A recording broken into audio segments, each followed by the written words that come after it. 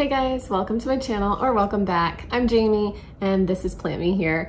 So today we are checking back in with some propagations that I started last week, actually about 10 days ago. So I want to check back about weekly and see what root growth looks like. One of them I'm not really going to be able to check on because it's in soil, so I can kind of check the health of the leaves, but I can't really check on the roots very easily. But everything else I think I can check. So we're going to see how the root growth is looking on these Rhaphidophora Tetrasperma cuttings that I took. So in last week's video, I kind of discussed how I took these cuttings. I showed the mother plant.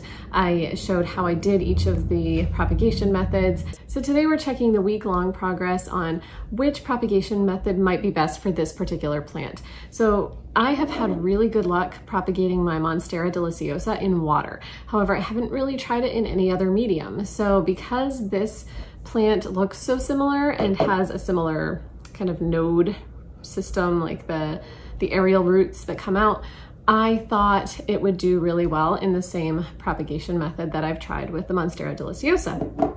So let's try water first. Let's see how the roots have grown in this one.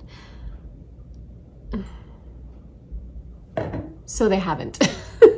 So this is the just plain water. This is tap water, and there are no roots here. Absolutely none. Zip. Zilch. So I'm not sure what's going on with that. It's very strange to me because I truly have had the best root growth. Like, so they've grown within a day or two. They've started to grow in water for my Monstera deliciosa. So I really thought this was going to be the winner. So far, not so good. It's been 10 days since I started this, and yeah, nothing. So the leaves, I would say, are a little droopy.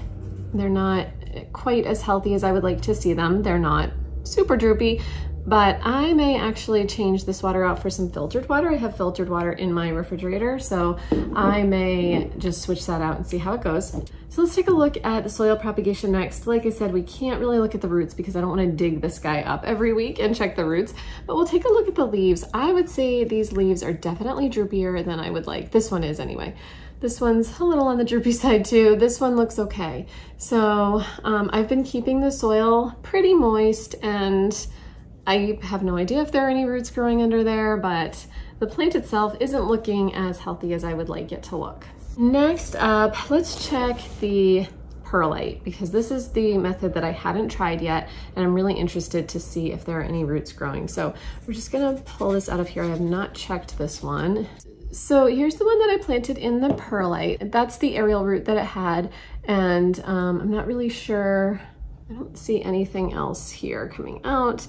So we'll see if that continues to grow out, but it still looks pretty healthy. I would say that these leaves look super healthy in this method. So we're just gonna put it back into the perlite, push the perlite around it, and I have just kind of continued to make sure that the perlite stays moist, and it has. I haven't really had to add water to it. So that's that one. Number 3, let's see how our sphagnum moss bag has done.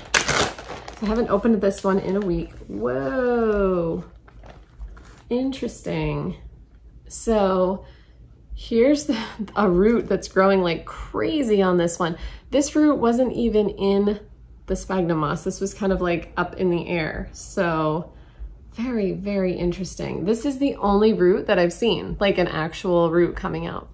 So that is so cool. Oh, you know what? It actually has another one. I don't know if you can see that, but there's a tiny little root sticking out right there, sort of from that aerial root. It's very tiny and white, but it's there. So interesting is so unexpected for me. Oh, there's another root. Hold on. Do you see it right there? So far a week in, I had not expected this at all. But so far, a week in, I would say the sphagnum moss is the best propagation method. We're gonna check in on this again next week and see how it looks, but this is a fun experiment. So now that we've checked these propagations that are all the same plant, I'm gonna show you some of the other propagations I have going on my kitchen sink window.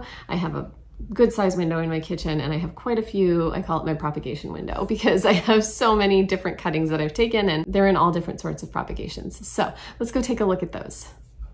All right, guys, here's my propagation window. There are some other plants here as well that aren't propagations, but this is just sort of an overview. It's a really big window, so I fit as many plants in this window as I can, and it's also right around my sink, so you know, it gets the humidity from the sink as well. Also, the dishwasher is here, which means it gets that humidity too. So I'm just gonna start with this one. This is a green onion plant that I just bought at the grocery store. It was just a bunch of green onions. And then once I chopped off the tops, I stuck this in some water, and you can see there are roots at the bottom here, and it just keeps growing. Like anytime I cut off the tops, it grows more shoots out of, like you can see where the old shoots were, it grows new shoots out. So this was growing like crazy in the window. I kind of put it off to the side of the window because I needed the window space, and I don't eat too many green onions, so I don't feel like it's a huge loss if I don't grow a ton. So anyway, next to that on the actual windowsill is my Hoya australis that I have been growing for about 2 weeks. I took this cutting 2 weeks ago or so from a really healthy plant, and look at the root growth on this after 2 weeks. Holy moly, that's crazy. I have taken a few cuttings of my brighter light plants because I am moving to a brighter window at work, which is super exciting, and I'm gonna need some plants to put in that. Right now at work I have some kind of low light plants, and I'm excited to get some higher light plants in my windows at work. So let's take this one down. This is my philodendron Birkin. I took this cutting, I think all of these cuttings I took about 2 weeks ago. I just wanted to get some plants ready for work. Look at this root system on this plant already. I could probably even put that in soil already. I'm gonna give it another week or two in the water though, but it's just growing like crazy. Look at these leaves. Beautiful. Can't wait for that one to continue to grow.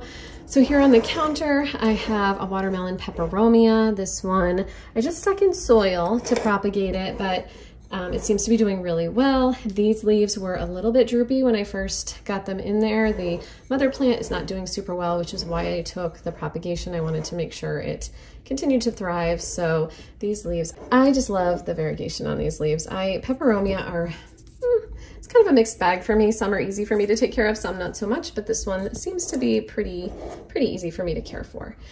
So the next one I have here is actually, came to me from Etsy last week, and it is a Hoya Crinkle 8.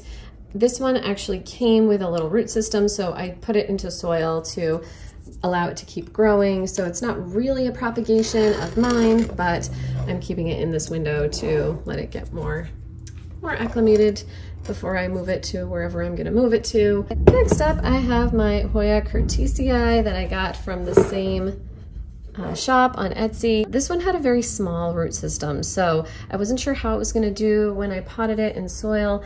The instructions did say to pot it in soil immediately, so that's what I did, but I'm not sure how it's gonna do. We'll see. I hope okay, because I love this one. I think it's so cute, and I wanna see it grow a ton, but I'm not sure how it's gonna do. Next up, I have this Hoya Hindu rope. I took these cuttings for a friend because she really wanted a Hoya Hindu rope, and mine is not doing super well, so I thought I'd take a few cuttings. I'll probably take a few more to try to save that plant, and in the process, I'll have a few cuttings for her. And so this one does have a root. You can see it right there. It's a tiny root, but it's there. And then let's see, this middle one, I don't see any roots on this one at all. So we'll see if anything happens with that. It might not. This was the longest cutting, so I actually had the most hope for that one because I thought it would have more chance, more, you know, nodes to grow from, but I guess not. And then, oh, this one has a nice little root too. This one's actually growing really well, so that's cute. All right, so, and you can see the variegation on that, super pretty. So let's see what else we have here. Okay, next up I have my goldfish plant that I'm rooting for another friend, actually for her mom. I tried rooting one for her mom before and it died. So this one is a plant that I sort of have mixed results with in soil, but I do like propagating them in soil. So this one seems to be doing really well. Again, I took this cutting about 2 weeks ago. It's still got the flowers that came on it, and then it's got some other smaller flowers here that seem to be doing okay and might even bloom. This one, I'm just keeping the soil pretty moist and it's doing well. All right, the next propagation I have going on here is Not so much a propagation, but no, I guess it is. This one has been on my windowsill for quite some time. This is a Hoya lacanosa, and this one I purchased on Etsy about a year and a half, about a year ago, I guess, and it was dying. It was probably the only plant that I've ever gotten on Etsy that was dying.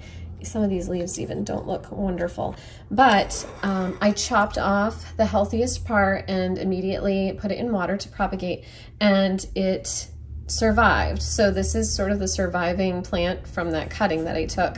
And like I said, this is about a year's worth of growth, so not much, but it has some baby leaves coming right there. Look at those tiny babies, they're so cute. And this one is just sitting in soil and probably will be this size for a long time, but that's okay. I love this plant. It's a cute little plant and I wish good things for it.